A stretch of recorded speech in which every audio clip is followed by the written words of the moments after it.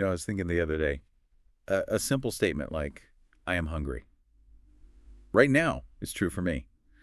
But maybe in an hour, it won't be. And standard logic, the kind we usually think of, it assumes truth is just fixed.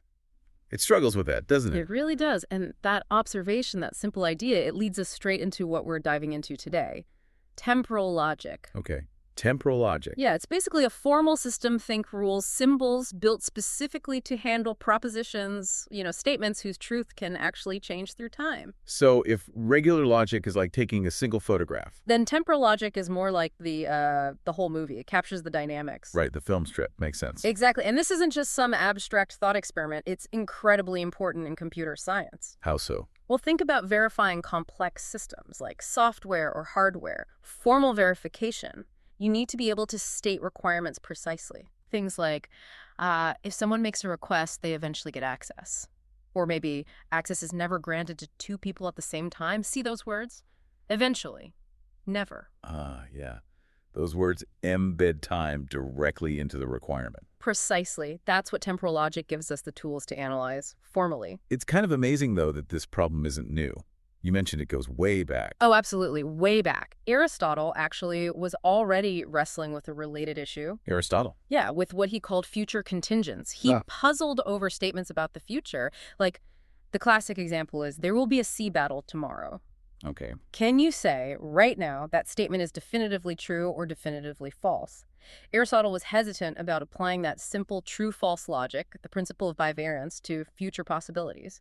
He saw the problem. So he anticipated the need for something more nuanced, but the actual, formal logic systems came much later. Much later, yes. The very first attempt at formalization was by a Polish logician, Jerzy Oy, back in 1947. Positional logic, he called it. But the name I often hear associated with this is Arthur Pryor. That's right. Pryor is really the key figure in the mid-20th century. He developed what he called tense logic, or TL, in the 1950s. And what was driving him? Was it computer science then? Not directly, no. Pryor was a philosopher. He was deeply concerned with big questions, free will, predestination, the nature of time itself. Okay, so philosophical motivations. Yes. And interestingly, his early models assumed time was linear. Just one single unfolding future timeline.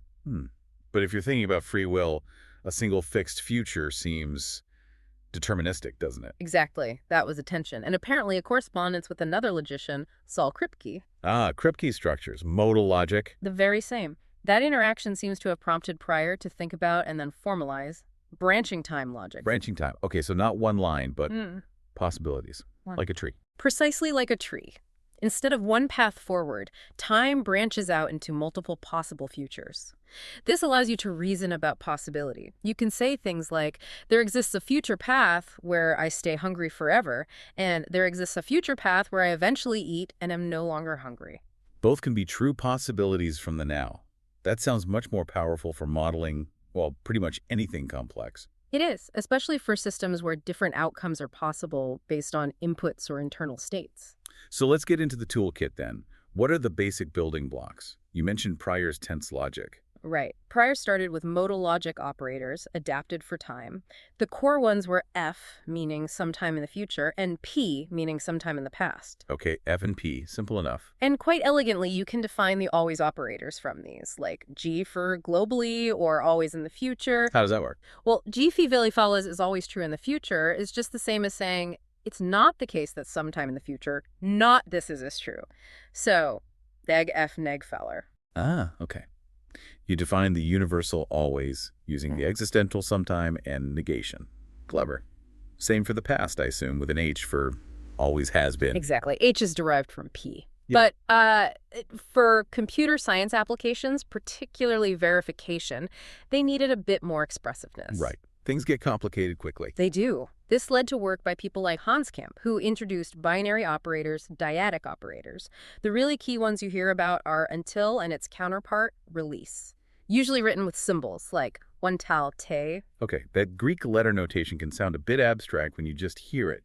Can you give a practical sense of what until lets you say? Sure, think about a safety procedure. One tal to tell means that condition to lie has to hold true continuously, starting now, at least until the point where condition becomes true. So The emergency brake must remain engaged until the train has come to a complete stop.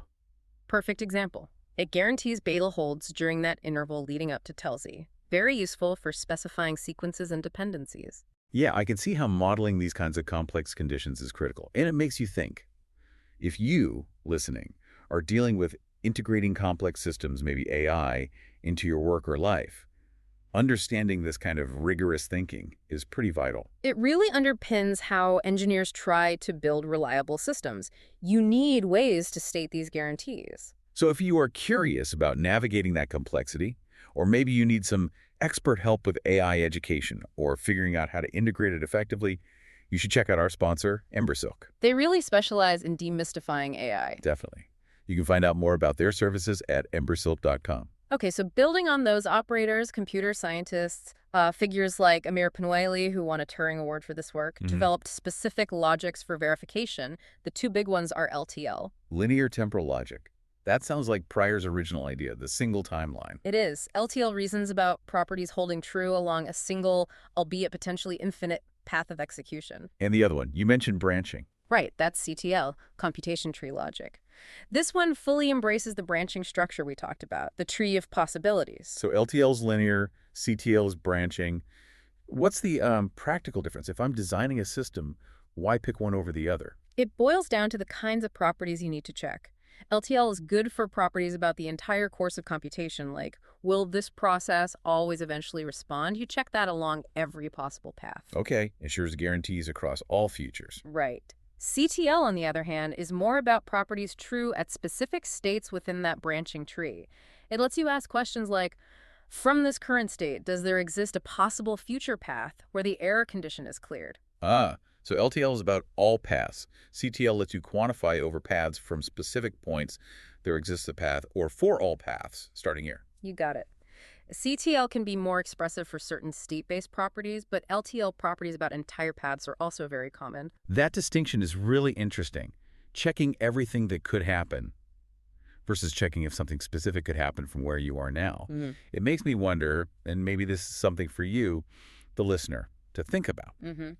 Given the choice, LTL might be simpler computationally, maybe, but maybe misses state-specific things. And CTL is more expressive, but maybe harder to check. Where does the real-world engineering land? How do you balance that need for absolute verification rigor against the practical costs of computation? That's a constant trade-off, and the answer really shapes how reliable the software and hardware we all depend on actually is. It's a critical question. Definitely something to mull over. Yeah. Well, that brings us to the end of this deep dive. If you enjoyed it, please do subscribe to the show. It helps people find us. He really does. And hey, if you have a moment, maybe leave us a 5-star review. That helps get the word out too. We'd appreciate it. Thanks so much for tuning in.